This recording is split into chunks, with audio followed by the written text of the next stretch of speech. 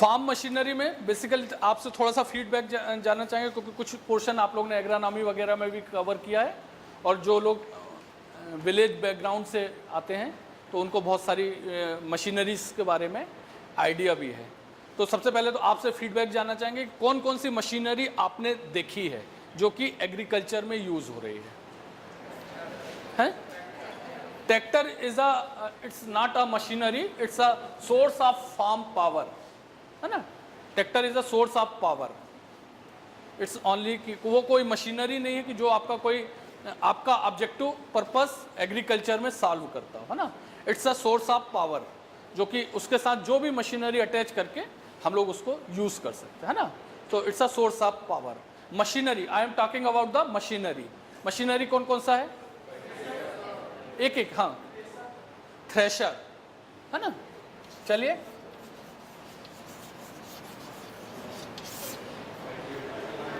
Thresher सब लोग aware हैं। This is the machinery for threshing. Threshing को हम किस कैटेगरी में डालेंगे? अच्छा, अगर हम एग्रीकल्चरल ऑपरेशन को डिवाइड करते हैं तो ये सारी जो मशीनरीज हैं, it's a post harvest machinery, है ना।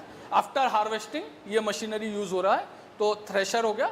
इसी में और इसी में एडिशन, थ्रेशर में लेटेस्ट टेक्नोलॉजी कंबाइन। कल आप लोगों ने देखा भी था एक बैच ने, सेकेंड वन इज कंबाइन, है ना। ये सारी आप हम लोग बात कर रहे हैं पोस्ट हार्वेस्ट की।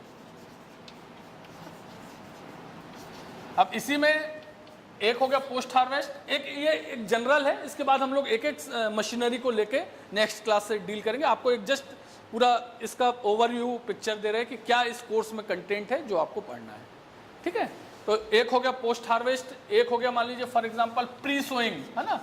प्री सोइंग ऑपरेशंस है, और एक है जो कि इंटर कल्चरल ऑपरेशंस, या इस तरह का हम एक कैटेगरी बनाएंगे जो कि मशीनरी यूज होगा, ठीक है।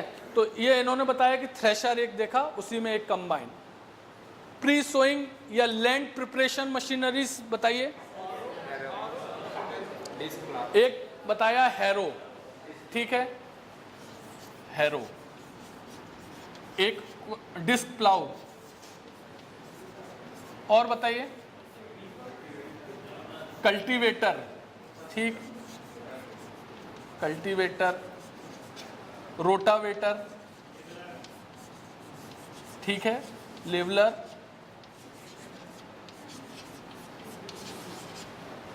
और बताइए। रीपर, रीपर किस कैटेगरी में आएगा? पोस्ट हार्वेस्ट या हार्वेस्टिंग इक्विपमेंट, है ना।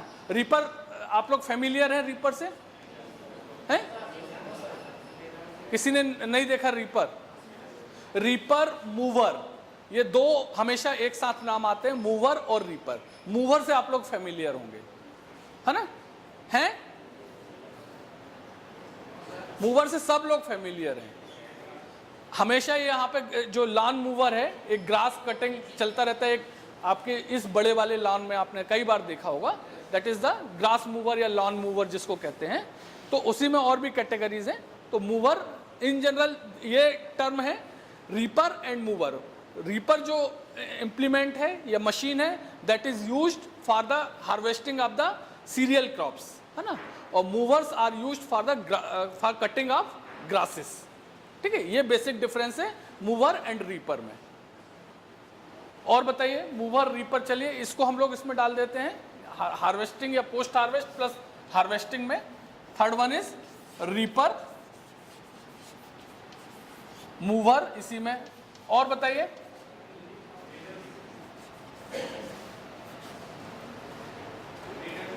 हैं? एक जन बोलिए। सीड ड्रिल, चलिए सीड ड्रिल आपका कौन सा हो गया? सोइंग में आ गया, है ना। सोइंग इक्विपमेंट्स बताइए कौन कौन से आप लोग जानते हैं? एक सबसे कॉमन हो गया सीड ड्रिल। इसी में और भी आपने नाम सुने, जीरो टिल ड्रिल, है ना, जीरो टिल ड्रिल। और बताएं।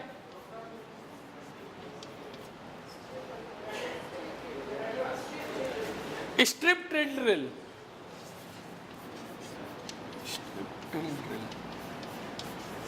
Then next rotor till drill, ठीक है।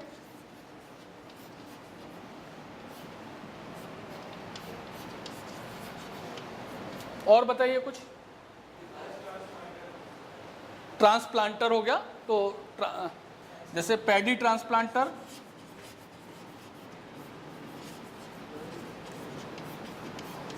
Next maize transplanter. चलिए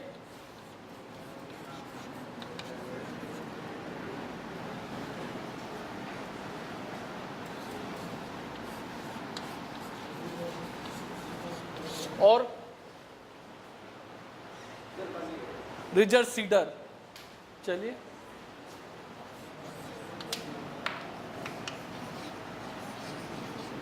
next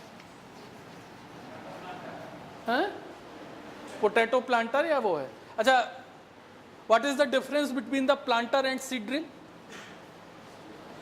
is there any difference?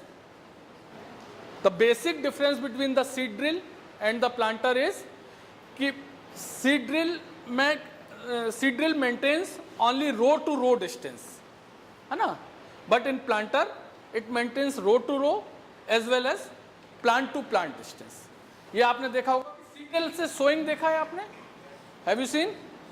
उसमें बेसिकली क्या करते हैं कि दो रो के बीच में हम लोग डिस्टेंस को मेंटेन करते हैं, कोई भी क्रॉप है, लेकिन विद इन अ रो आप plant to plant distance, there is no provision for maintaining the plant to plant distance, ठीक है। जबकि प्लांटर में क्या होता है, इट्स अ प्रिसीजन इक्विपमेंट्स, और इसमें बेसिकली हम लोग क्या करते हैं कि प्लांट टू प्लांट डिस्टेंस को मेंटेन करने का भी प्रोविजन होता है, ठीक है।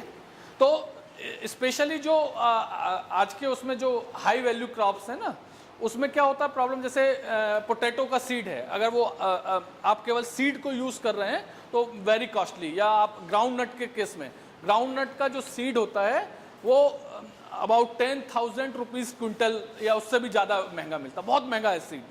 तो अगर उसमें इन जनरल हम लोग सीड ड्रिल में क्या करते हैं, सीड ड्रिल का सोइंग में क्या करते हैं कि आपने सोइंग कर दिया, उसके बाद ठीक है, रो टू रो डिस्टेंस तो हमारा मेंटेन है, और प्लांट टू प्लांट डिस्टेंस को मेंटेन करने के लिए हम लोग एक थिनिंग करते हैं, है ना।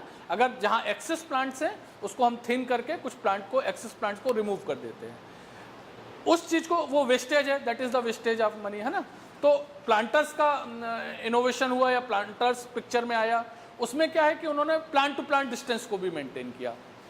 तो डेफिनेटली इसमें जो भी रिकमेंडेड उसकी एग्रोनॉमिकल प्रैक्टिसेस है कि इसका रो टू रो स्पेसिंग इतना होना चाहिए, प्लांट टू प्लांट इतना होना चाहिए, उसको मेंटेन करके, तो स्पेशली ग्राउंड नट वगैरह में ये बहुत बेनिफिशियली प्रूफ हुआ कि हम लोग उसका जो सीड रेट था उसको हम रिड्यूस करके, फॉर एग्जांपल अगर 80 kg सीड रेट है एक क्रॉप का, उसको हम रिड्यूस करके 40 या 25 या 30 पे ले आए, और आपने जो 30 kg सीड का सेविंग किया, इट मीन्स अगेन वो आपका 3,000 to 5,000 रुपीज़ आपका सेव किया। तो it's a reduction of the cost of cultivation.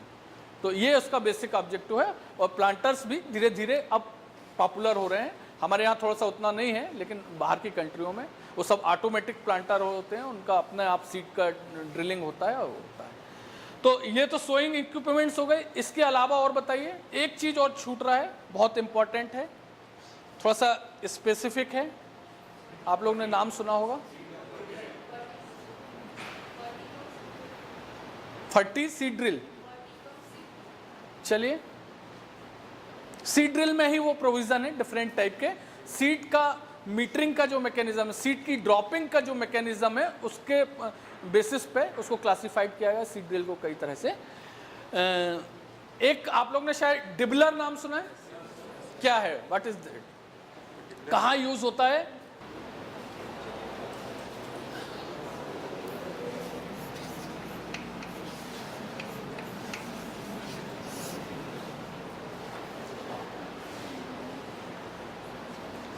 बताइए। सोइंग के लिए होता है, ठीक है। डिबलिंग एक मेथड ऑफ सोइंग पढ़ेंगे आप लोग, कुछ पढ़ाया है, ब्रॉडकास्टिंग, ड्रिलिंग, हिल ड्रॉपिंग, डिबलिंग, एग्रोनॉमी में आपको कराया होगा कवर। तो व्हाट इज द डिबलिंग, या बताइए। And the machine use for the dibbling is the dibbler. तो व्हाट इज दैट, क्या है डिबलिंग, क्या है, कहाँ पे यूज होता है? देखिए डिबलर्स एक सिंपल सा है बहुत, उसमें कोई वो मशीनरी टाइप का नहीं है, और बेसिकली एक हैंड ऑपरेटेड टूल है जो कि मेंटेन करता है plant to plant and row to row distance को, ठीक है। और स्पेशली उस एरिया के लिए, इन जनरल वेजिटेबल्स के लिए यूज़ होता है या कुछ स्पेसिफिक प्लांटेशन के लिए होता है। इन जनरल क्रॉप के लिए नहीं होता, सीरियल्स के लिए नहीं है, या किसी तरह की पल्स ऑयल सीड या इसके लिए यूज़ नहीं होता है ना।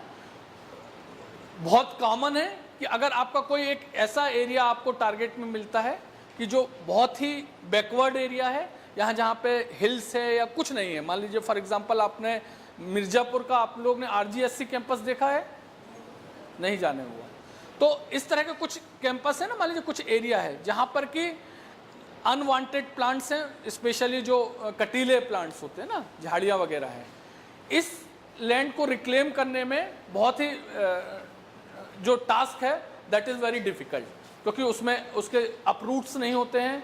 कोई भी अगर आप ट्रैक्टर या मशीनरी चलाएंगे तो उसका पंचर होने का जो प्रॉब्लम आता है कि बहुत कॉमन होता है कि आपने इस तरह के जंगल में जब ट्रैक्टर फर्स्ट टाइम आपको दिया गया कि इस एरिया को आपको रिक्लेम करना है, अंडर कल्टीवेशन इसको लाना है। जैसे हम लोग का साउथ कैंपस है जो बरकच्छा है, आप लोग कभी देखने का मौका मिलेगा, 4 साल में देखिएगा, अनडुलेटेड लैंड है और बहुत हैवी वेजिटेशन भी नहीं है। वो जो लोकल वेजिटेशंस होता है जिसको हम लोग जो बेर का छोटा वो होता है ना, जंगली बेर जिसको बोलते हैं, पूरे उसमें एरिया में कवर्ड है।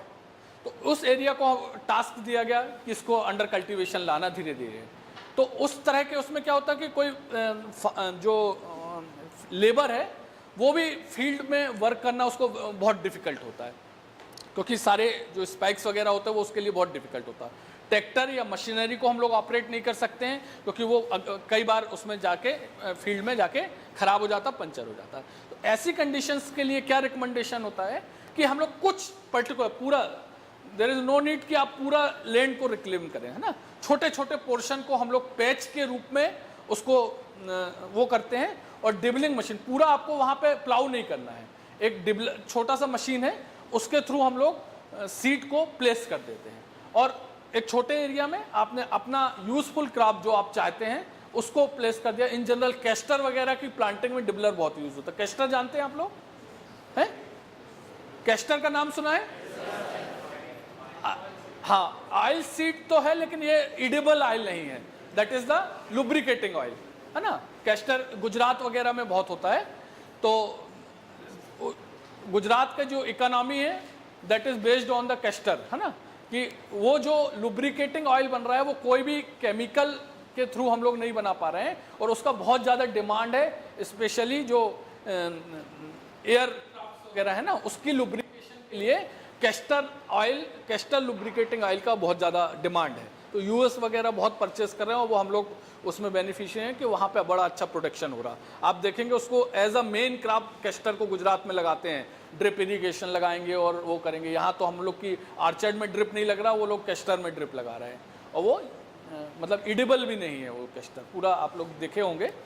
तो उस क्रॉप के लिए करते हैं। तो इस तरह के एरिया को जहाँ पे कि बहुत बैकवर्ड एरिया है, डिसएडवांटेजियस एरिया है, जहाँ पे कि हमको अंडर कल्टीवेशन लाना, तो फर्स्ट टाइम में क्या करते हैं, कुछ एरिया को आप रेनोवेट करिए, कुछ को साफ करिए, और देन डिबलिंग से प्लांट को डिबलर कर दीजिए, स्पेशली कैस्टर वगैरह। तो ये यूजफुल क्रॉप है। धीरे धीरे क्या होगा, कैस्टर जर्मिनेट होगा और वो उसकी कैनोपी से पूरा फील्ड कवर होगा, और आसपास सराउंडिंग्स जो इस तरह के अनवांटेड प्लांट ग्रो होते थे उनका ग्रोथ जो है वो चेक हो जाएगा, है ना। डे बाय डे में ये इम्प्रूवमेंट मिलेगा, और फिर इस तरह से लैंड को धीरे धीरे हम लोग अंडर कल्टीवेशन लाते हैं। तो डिबलर स्पेशली या इस हिल्स वगैरह में जहाँ पर कि आप प्लॉइंग पॉसिबल्स नहीं है, हिल में देखे होंगे आप लोग, या तो टेरेसिंग करके करते हैं या इवन स्लोपी लैंड पर भी प्लेसमेंट हो जाता है सीड का। तो उस कंडीशंस के लिए हिल ड्रॉपिंग, या वहाँ पे हिल ड्रॉपिंग आ जाता, वही वर्ड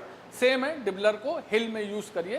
तो केवल पूरा प्लाउ ना करके सीधे कुछ डेप्थ तक उसमें स्पाइक्स लगे होते हैं डिबलर्स में, और उससे सीड को प्लेस कर दिया जाता है नीचे, और जिससे ग्रोथ हो। आपको कोई भी लैंड को ओपन नहीं करना, प्लाउ नहीं करना है, कल्टीवेटर नहीं करना, ये सारे उसके बेनिफिट्स हैं, और आप एक पर्टिकुलर पैच में आप प्लांटेशन कर सकते हैं। ठीक है, तो ये इट्स अबाउट डिबलर।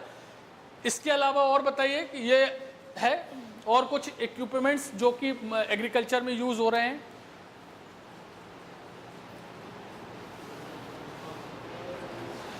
आपका एक जो है हार्वेस्टिंग, या जो हार्वेस्टिंग का जो हम लोग के इक्विपमेंट्स थे कि आपने हार्वेस्टर को यूज़ किया, कि थ्रेशर हो गया, कंबाइन हो गया, रीपर और mower is a harvesting machinery, combine is a mixture of harvester and thresher, thresher is for threshing purpose.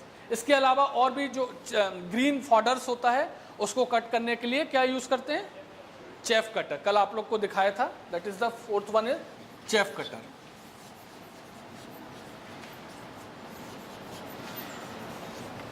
अच्छा, सोइंग और टिलेज ऑपरेशंस के लिए अभी आप स्टिल बताइए और कौन कौन सा इक्विपमेंट इस वाली सीरीज में छूटा हुआ है, इस वाले कॉलम में।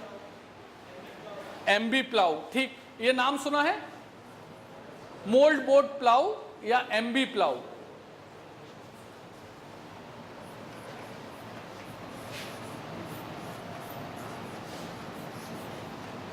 एमबी प्लाऊ हो गया, इसके अलावा डिस्क प्लाऊ शायद था ही, डिस्क प्लाऊ, रोटावेटर, और बताइए।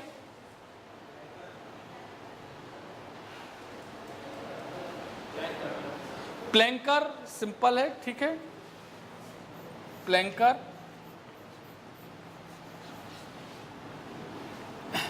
इसके अलावा आपको बता दें एक है लिस्टर,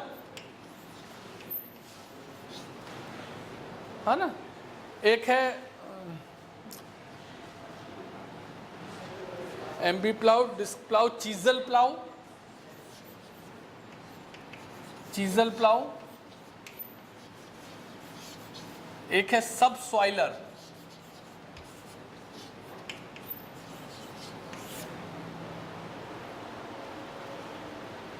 ठीक है।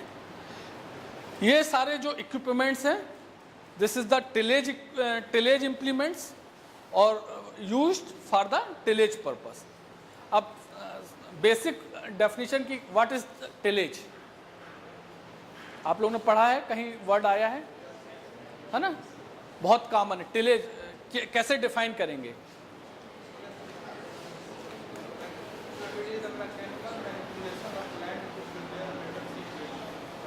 ठीक है, गुड, है ना। Tillage is the mechanical manipulation of the soil. आपको सॉइल को मैनिपुलेट करना है, जो एग्जिस्टिंग है उससे उसको मैनिपुलेट करना है। एग्जिस्टिंग का मीन्स इन जनरल जब after harvesting of the rabi the soil is compacted, है ना, क्योंकि उसमें इरिगेशन अप्लाई करते हैं। तो आप देखेंगे कि after harvesting of the wheat, अगर इन जनरल वीट है या मस्टर्ड है, जो रबी क्रॉप्स हैं, उसकी हार्वेस्टिंग के बाद जब भी आप फील्ड में एंटर करेंगे तो आप देखेंगे सॉइल बहुत हार्ड हो जाता है, और hard due to the application of the continuous application of the irrigation. जब उसको इरिगेट करते रहेंगे तो वो कॉम्पैक्ट होते जाती है सॉइल धीरे धीरे, है ना। उस कॉम्पैक्टेड सॉइल को मैनिपुलेट करके उसको लूज करना, दैट इज द टिलेज, है ना। तो टिलेज को again further we have divided, primary tillage, secondary tillage, तो वो अभी नेक्स्ट स्टेप आएगा, है ना। तो टिलेज में जो प्राइमरी टिलेज है basically that is the first operation in the field, है ना। प्राइमरी टिलेज में हम जो फर्स्ट एग्रीकल्चरल इम्प्लीमेंट्स को इंट्रोड्यूस करते हैं फील्ड में, that is the primary tillage. तो प्राइमरी टिलेज में इन जनरल क्या होता है कि हैवी मशीनरीज यूज होता है ना। तो ये जो हमारे इम्प्लीमेंट्स हैं, MB plough, disc plough, chisel plough, subsoiler, rotavator, these are the primary tillage implements, ठीक है। MB plough, disc plough, chisel plough, subsoiler, rotavator, है ना, these are the primary tillage implements and used according to the soil condition। कहाँ पर क्या specific condition है उसके हिसाब से हम लोग यूज करते हैं कि which one you have to use, ठीक है। तो इसमें से आप बताइए, एक्सेप्ट ए बैच का कल प्रैक्टिकल था तो इन लोगों ने बहुत कुछ देखा है। आप लोग ने कितने लोग इस टर्म से फेमिलियर हैं? एमबी प्लाउ देखा है? कहां पे? फार्म पे। डिस्क देखिए, अगेन ये जो भी प्लाऊ हैं, जिसको भी हम प्लाऊ बोल रहे हैं, in plough there is a provision for the turning of soil, opening as well as turning, है ना।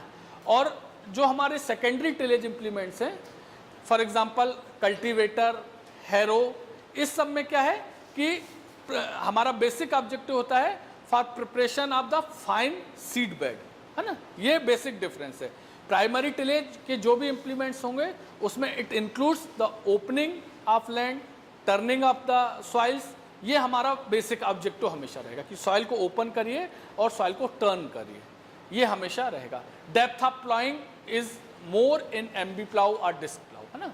और कल्टीवेटर्स, हैरो, इस तरह के जो भी हैं, इस और भी हैरो में और भी आपको दिखाया जाएगा। एक स्प्रिंग टाइन हैरो होता है।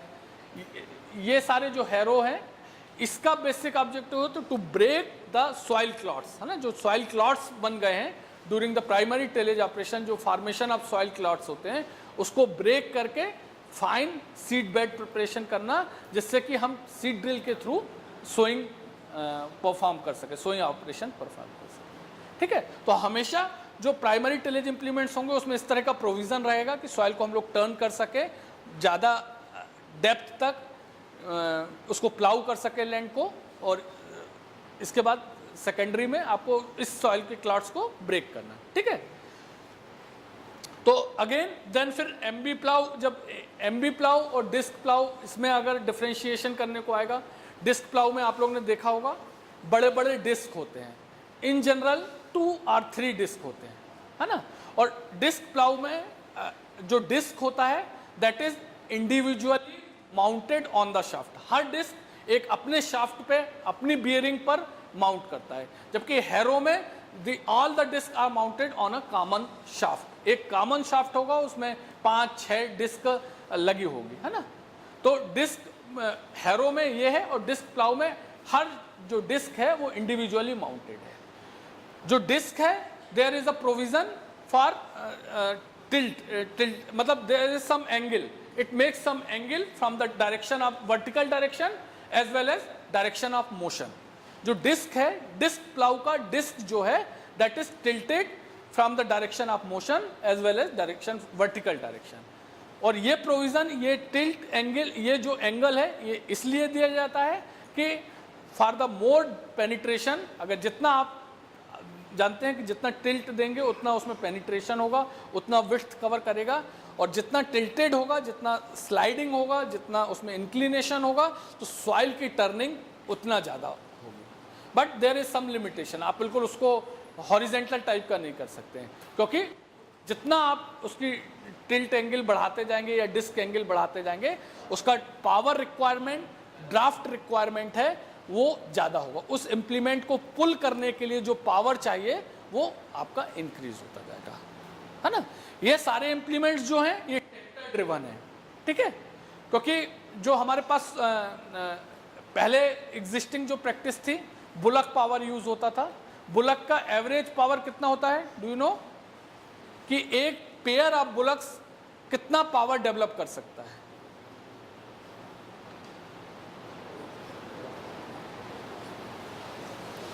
कुछ आइडिया है? देखिए, pair of bullock can develop the 1 horse power. 1 horse power in general मतलब अगर नॉर्मल साइज का बुलक है तो 0.5 हार्स पावर डेवलप कर सकता है, और अगर उसका पेयर है तो 1 हार्स पावर हम लोग उससे डेवलप कर सकते हैं इन जनरल। एक ह्यूमन कितना हार्स पावर डेवलप कर सकता है?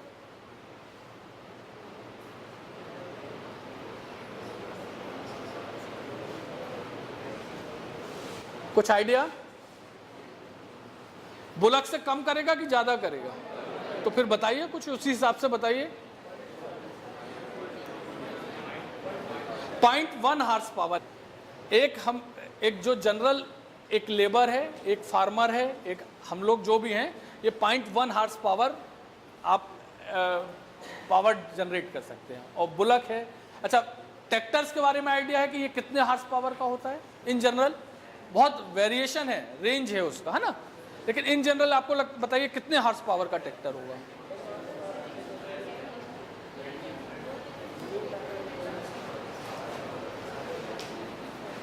बताएं। 10 हार्स पावर का जो ट्रैक्टर है that is the power tiller. छोटा ट्रैक्टर से इन जनरल इंडिया में नहीं बनता है इतना छोटा ट्रैक्टर। 10 हार्स पावर के जो ट्रैक्टर्स होते हैं उसको हम लोग under category of power tiller, it comes under the category of power tiller, है ना। पावर टिलर जो आपने देखे हैं वो 10 हार्स पावर के होते हैं इन जनरल, 10 to 11 इस तरह का, है ना।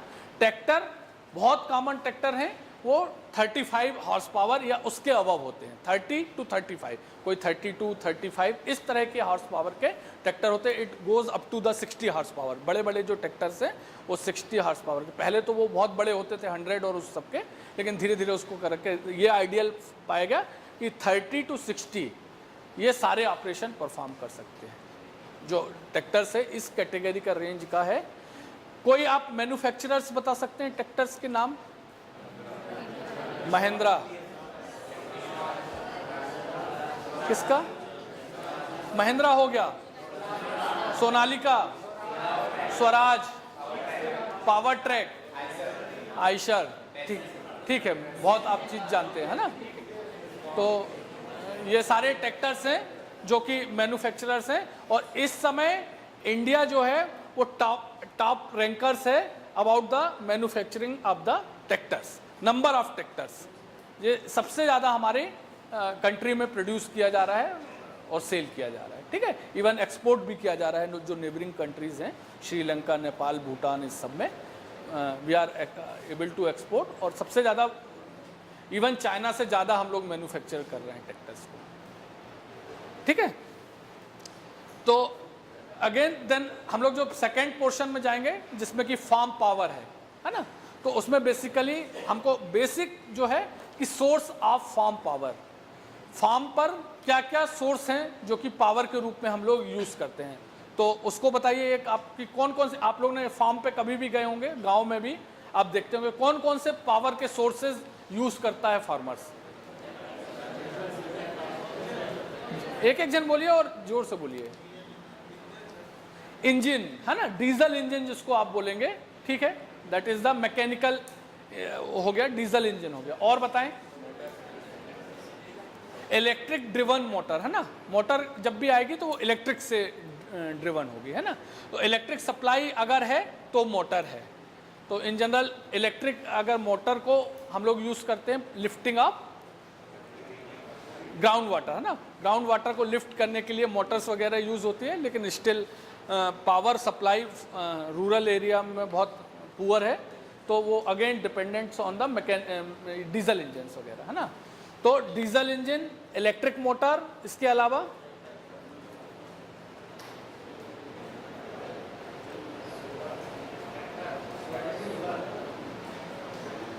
सोलर पैनल हो गया। आजकल जो यूज हो रहा है लिफ्टिंग के लिए, solar panels are also using for the lifting of water as well as some drying operations और लाइक दैट। और बताएं? ट्रैक्टर जो सबसे मेजर सोर्स है फार्म पावर का, ट्रैक्टर। ट्रैक्टर से हम लोग इवन पानी को लिफ्ट भी कर रहे हैं। पानी को लिफ्ट करते हुए देखा ट्रैक्टर से। इसी डीजल इंजन को या मोटर को आप, ट्रैक्टर में एक अटैचमेंट होता है जिसको हम लास्ट में बोलते हैं पीटीओ, नाम सुना होगा आप लोग ने, पावर टेक ऑफ, पीटीओ।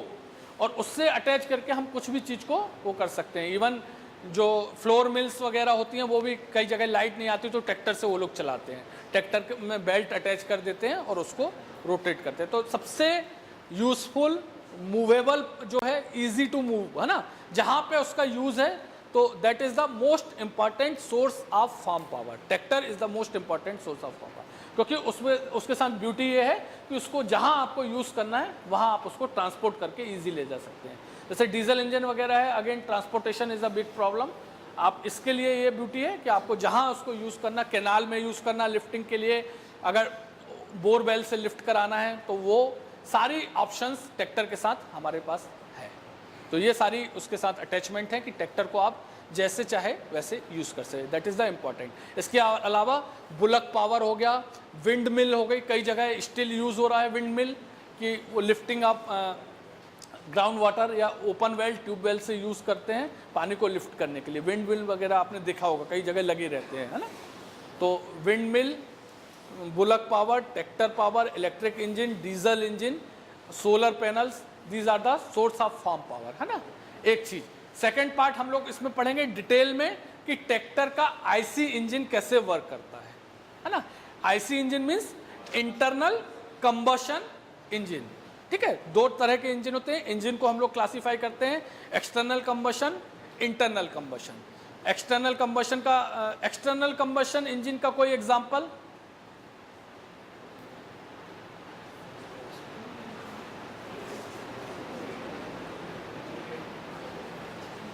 क्या कुछ समझ में आ रहा है कि क्या है internal combustion, external combustion? Word का मीनिंग निकालिए, क्या मतलब निकल रहा है?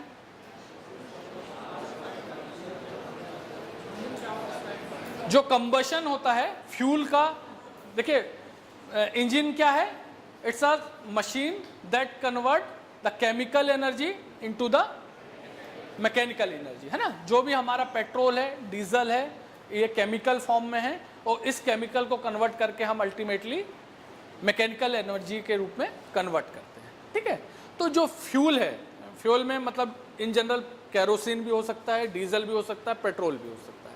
ये पेट्रोल, इसका जो कंबशन है, या इवन कोक वगैरह भी हो सकता है ना, तो इसका जो कंबशन है अगर विद इन द इंजन हो रहा है that is the internal combustion engine, और अगर आप इसी जो फ्यूल है उसका कंबशन आउटसाइड द इंजन कर रहे हैं that is the external combustion engine. एक कोई एग्जांपल बताइए एक्सटर्नल कंबशन इंजन का, बहुत कॉमन है, बहुत आप लोग ने सबने देखा है, स्टीम इंजन। देखें रेलवे में स्टीम इंजन, और अगर एक्चुअल में नहीं देखेंगे तो मूवी में देखे होंगे आप लोग, गदर मूवी में देखे, सब लोग देखे होंगे, है ना, कि उसमें that is the external combustion engine. क्या होता है कि कोक को जलाया जाता है, उस कोक से वाटर को कन्वर्ट किया जाता है स्टीम में, और स्टीम प्रेशर का यूज किया जाता है इंजन को रन करने के लिए, है ना। तो इंजन हो गया एक्सटर्नल कंबशन, इंटरनल कंबशन। फिर देन हम लोग उसमें स्टडी करेंगे कि उसके पार्ट्स, उस इंजन में इंटरनल इंजन के कौन कौन से पार्ट्स हैं, कि उसमें पिस्टन होता है, पिस्टन रिंग है, सिलेंडर है, क्रैंक शाफ्ट है, ऊपर कनेक्टिंग रॉड है ना, वाल्व डायग्राम, वाल्व सिस्टम है जो कि उसको ऑपरेट करता है, हाउ टू ऑपरेट इंजन। ये सारे उसके पार्ट्स हैं जो कि हमको करना होगा।